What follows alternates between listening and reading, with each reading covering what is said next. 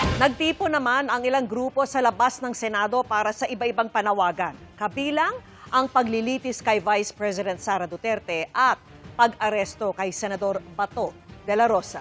Nakatutok si Oscar Oida.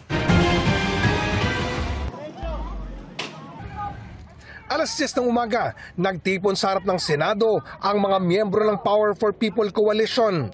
Ang hiling nila, aksyonan agad ang lumalalang krisis sa kuryente at sunod-sunod na pagtaas ng singil sa consumer.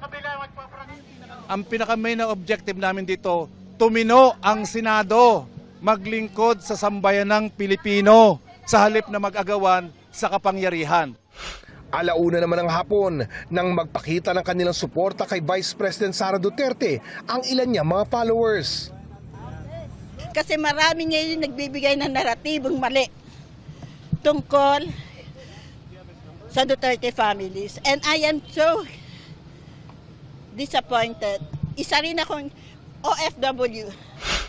Nagmarcha rin sa harap ng Senado ang Alab ng Bayan na binubuo ng mga progresibo, loyalista at iba't ibang sectoral groups na nagpahayag ng suporta sa agarang pag-convene ng impeachment court para sa paglilitis kay Vice President Sara Duterte. Ganyan din ang hiniling ng bayan at iba pang mga kaalyado nitong grupo. Bukod pa yan sa panawagang pagpapaaresto kay Senador Bato de la Rosa, pagpapanagot sa Senado na umunay nagpataka sa kanya, at pagpapanagot kay President Bongbong Marcos sa korupsyon sa bansa. Ang sabi ni Senate President Alan Cayetano, the Senate is under attack. Ang sabi natin, the Senate is under attack.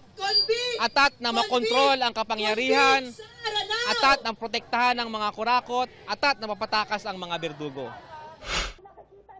Ang Philippine National Police, inaasahan na raw ang kaliwat ka ng rally ngayong araw, kaya't naka-alerto sila sa Metro Manila at mga piling rehiyon.